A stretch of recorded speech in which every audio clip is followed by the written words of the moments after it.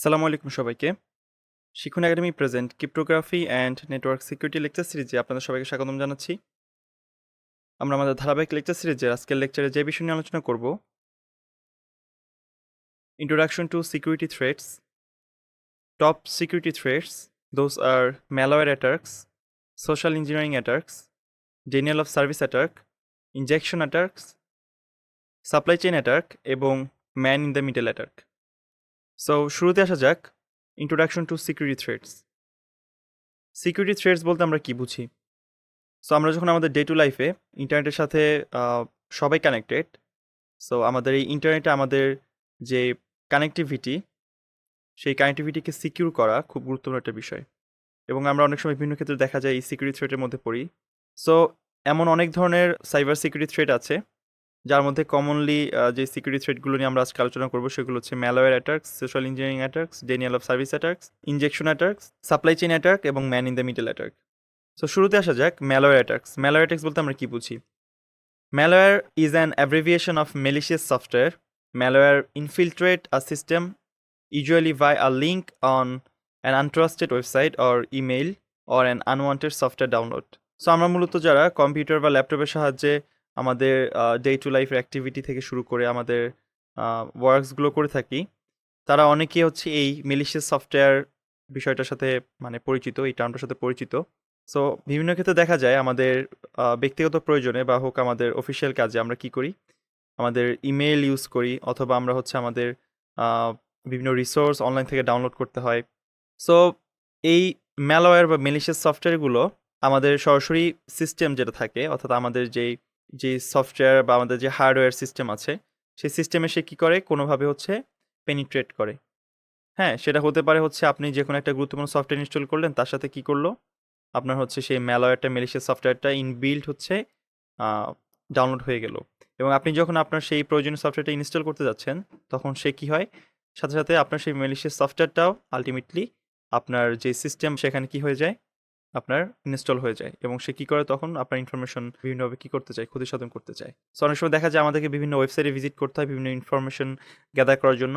So সেই ওয়েবসাইটগুলো যদি entrusted হয়ে থাকে, তাহলে আমরা অনেক সময় কি হতে পারি, এই মেলিশিয়াস সফটওয়্যার দ্বারাই হচ্ছে আমরা অ্যাটাক হওয়ার শিকার হতে পারি।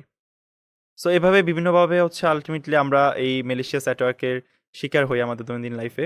সো যেমন এটা আমাদের মূলত হচ্ছে টার্গেট সিস্টেমে ডিপ্লয় হয় প্রথমে, এবং ডিপ্লয় হওয়ার পরে এটা হচ্ছে আলটিমেটলি আপনাদের গুরুত্বপূর্ণ যে ডেটা সমূহ আছে সেগুলোকে হচ্ছে সে আপনার কালেক্ট করা শুরু করে, সেটা ম্যানিপুলেট করে। সো অথবা হতে পারে যেমন আপনার যে সিস্টেম আছে সিস্টেমকে সে সম্পূর্ণ শাটডাউন করে ফেললো, সে সমস্ত ইনফরমেশনকে আপনার উইপ করে ফেললো, ডিস্ট্রয় করে ফেললো, এই ধরনের ঘটনাও ঘটতে পারে। সো এরপরে আমরা এখন দেখব হচ্ছে কিছু গুরুত্বপূর্ণ ম্যালওয়্যার অ্যাটাকস যেটা আমাদের হচ্ছে দৈনন্দিন লাইফে আমরা ফেস করতে পারি। প্রথমে হচ্ছে আমাদের ভাইরাস। সো ভাইরাস, এটা আমরা সবাই পরিচিত ভাইরাসের সাথে। সো ভাইরাসটা এমন একটা বিষয় যেটা হচ্ছে আলটিমেটলি আপনার উপযুক্ত পরিবেশকে কী করে, ওয়ার্ক করা শুরু করে। সো আমাদের ইন্টারনেটের যুগে বা আমরা আমাদের এই অনলাইন প্ল্যাটফর্মে আমাদের ভাইরাস বলতে কি বুঝি, যেটা হচ্ছে a piece of code injects itself into an application when the application runs the malicious code execute। অর্থাৎ আপনার যে কোনো ওয়েব অ্যাপ্লিকেশন হোক বা যে কোনো একটা সফটওয়্যার অ্যাপ্লিকেশন হোক, সেখানে আপনার কি হলো, যারা ইন্ট্রুডার আছে তারা হচ্ছে এই ভাইরাসটাকে ইনজেক্ট করে দিয়েছে, যেটা আলটিমেটলি একটা প্যাকেজ, তো যেটা কোড, একটা কোডের প্যাকেজ, যে কোডটা আলটিমেটলি কি আপনার ভাইরাস। অর্থাৎ আপনি যখন আপনার সেই গুরুত্বপূর্ণ অ্যাপ্লিকেশনটাকে আপনার সিস্টেমে যখন রান করবেন, তখন সেই মেলিশিয়াস কোডটা এক্সিকিউট হয়ে আপনার হচ্ছে যে ইনফরমেশন আছে সেই ইনফরমেশনকে কী করার চেষ্টা করবে, ক্ষতি সাধন করার চেষ্টা করবে। সো নেক্সট হচ্ছে আমাদের worms. So worms is also one kind of malware that exploits software vulnerabilities and backdoors to gain access to an operating system. Once installed in the network, the worm can carry out attacks such as distributed denial of service or DDoS. অর্থাৎ ওর্মস হচ্ছে এমন একটা malware যেটা ultimately আপনার কি করবে, আপনার সিস্টেমের যে ভার্নারেবিলিটি আছে সেটা খুঁজে বের করে সে কী করবে, একটা ব্যাকডোর ওপেন করে দিবে। ঠিক আছে, অর্থাৎ যেই ব্যাকডোরের সহায়তায় পরবর্তীতে আরও বিভিন্ন ধরনের হচ্ছে আপনার সাইবার অ্যাটাক কী করবে, যে অ্যাটাকার আছে সে সম্পূর্ণ করবে। তো বিষয়টা হচ্ছে এমন যে আপনার একটা উইকনেস আছে, সেই উইকনেসটা হচ্ছে কী করলো, আপনার যে শত্রু সে হচ্ছে ফাইন্ড আউট করলো, করে আপনাকে কী করলো, সেই উইকনেসকে টার্গেট করে সে বিভিন্ন ধরনের অ্যাটাক সম্পন্ন করলো। বিষয়টা এরকমই। সো এরপর হচ্ছে Trojan. So Trojan is a malicious code or software that poses as an innocent program, hiding in apps, games, or email attachment. An unsuspecting user downloads the Trojan, allowing it to gain control of their device. So Trojan হচ্ছে এক ধরনের malicious software, যেটা হচ্ছে ultimately as a code or software ফর্মে থাকে। যখন আপনি দেখবেন আপনি বুঝতে পারবেন না যে আপনার malicious সফটওয়্যার অর হচ্ছে এটা যে একটা আপনার ম্যালওয়্যার।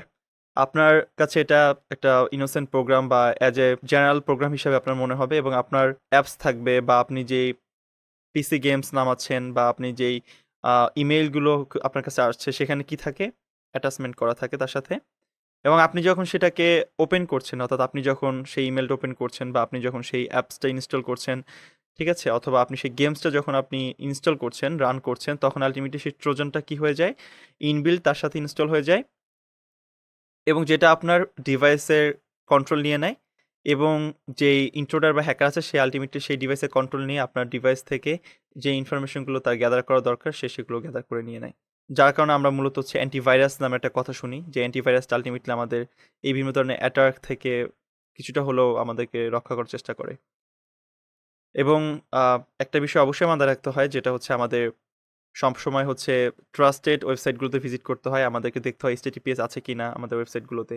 তাছাড়া আমরা যখন ইমেল আমরা পাবো, আমরা সাথে সাথে ইমেলে না ঢুকে আমরা দেখবো ইমেলটা আসলে সোর্স কোথায়, অর্থাৎ কোন জায়গা থেকে ইমেলটা এসেছে, সেটা কোনোভাবে দেখতে হচ্ছে ট্রাস্টওর্থি মনে হচ্ছে কিনা, বা না মনে হলে আমরা সেখানে ঢোকা থেকে বিরত থাকবো। সো এরপর হচ্ছে ransomware. A user or organization is denied access to their own system or data by encryption. The attacker typically demands a ransom be paid in exchange for a decryption key to restore access. So ransomware হচ্ছে আপনার একটা অর্গানাইজেশনের বা একটা হচ্ছে আপনার প্রতিষ্ঠানের কি করবে, সম্পূর্ণ অ্যাক্সেসটা হচ্ছে যে কোনো একটা হ্যাকার্স কমিউনিটি নিয়ে নেবে।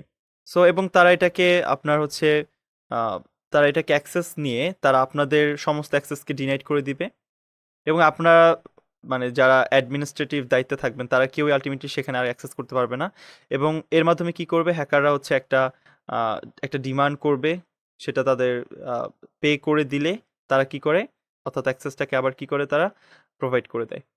ঠিক আছে, so ransomware one kind of আপনি হাইজ্যাকিং বলতে পারেন। সে হাইজ্যাক করলো এবং করার পর আপনার কাছে কিছু র্যানসাম হচ্ছে আপনার ডিমান্ড করলো, তাদেরকে যখন তাদের সেই ডিমান্ডটা ফুলফিল করা হয় তারা আবার সেটা কি করে দেয়, প্রোভাইড করে দেয় সেই অ্যাক্সেসটা। পরবর্তীতে হচ্ছে spyware. So a malicious actor gains access to an unsuspecting user's data, including sensitive information such as passwords and payment details.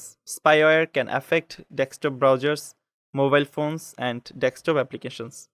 So spyware এক ধরনের ম্যালওয়্যার, যেটা আলটিমেটলি আপনার যে ডেস্কটপ ব্রাউজার্স আছে, তারপর আপনার বিভিন্ন মোবাইল ফোন এবং ডেস্কটপ যে অ্যাপ্লিকেশন সেগুলোতে কী করতে পারে, আপনার অ্যাক্সেস নিয়ে নিতে পারে। ঠিক আছে, এবং অ্যাক্সেস নিয়ে সে বিভিন্ন ইনফরমেশন কী করতে পারে, আপনার সেখান থেকে হচ্ছে গেইন করতে পারে। সো যেটা হতে পারে আপনার পেমেন্ট ডিটেলস, বা সেটা হতে পারে আপনার পাসওয়ার্ড। সো যার কারণ হচ্ছে আমাদের সবসময় হচ্ছে এই আমরা ডেস্কটপে যখন ব্রাউজিং করবো আমাদেরকে সেফ ব্রাউজিংটাকে অন করে নিতে হয়, যার কারণে আমরা যখন কোনো আনট্রাস্টেড কোনো ওয়েবসাইট ঢুকবো সে তখন আলটিমেটলি সেটাতে ঢোকা থেকে বাধা দিবে আপনাকে। এবং এরপর হচ্ছে অ্যাডওয়্যার। সো অ্যাডওয়্যার হচ্ছে users browsing activity is track to determine behavior patterns and interests, allowing advertisers to send the users target advertising. So adware হচ্ছে এক ধরনের স্পাই ধরতে পারেন, যেটা আলটিমেটলি কী করছে, আপনার ডেইলি যে আপনার ব্রাউজিং অ্যাক্টিভিটি আছে সেটাকে সে মনিটর করছে ইন্ট্রোডারের থ্রুতে। সো তারা মনিটর করার পরে তারা আপনার যেই অ্যাক্টিভিটি আছে সেই অ্যাক্টিভিটি প্যাটার্নটা তারা কী করার চেষ্টা করে, আইডেন্টিফাই করার চেষ্টা করে যে আপনি কোন ধরনের কন্টেন্ট পছন্দ করেন, আপনি কোন ধরনের সার্চ সাধারণত বেসিকলি দিয়ে থাকেন। সো এটাকে বেস ধরে পরবর্তীতে হ্যাকার কী করে, ওই ধরনের একটা অ্যাডভার্টাইজ আপনার সামনে প্রদর্শন করে, যেটা আলটিমেটলি একটা ম্যালওয়্যার। আপনি যখন সেখানে ক্লিক করেন আলটিমেটলি আপনার ইনফরমেশনগুলো বা আপনার গুরুত্বপূর্ণ যেই তথ্যগুলো সেগুলো হচ্ছে হ্যাকার কী করে নেয়, হ্যাক করে নেয়। এবং সর্বশেষ হচ্ছে রুটকিটস। রুটকিটস হচ্ছে এক ধরনের ম্যালওয়্যার, যেটা আলটিমেটলি কাইন্ড অফ সফটওয়্যার, যেটা আলটিমেটলি আপনার যে অ্যাপ্লিকেশনস আছে বা আপনার যে অপারেটিং সিস্টেমের কার্নেল আছে সেখানে আপনার কী করে দেওয়া হয়, আলটিমেটলি ইনজেক্ট করে দেওয়া হয়, আপনার সম্পূর্ণ অ্যাক্সেসটাকে সে গেইন করে সে আলটিমেটলি অ্যাডমিনিস্ট্রেটিভ অ্যাক্সেসটা নিয়ে সেই ইনফরমেশনগুলোকে আলটিমেটলি আপনার অ্যাক্সেস করে নেয়।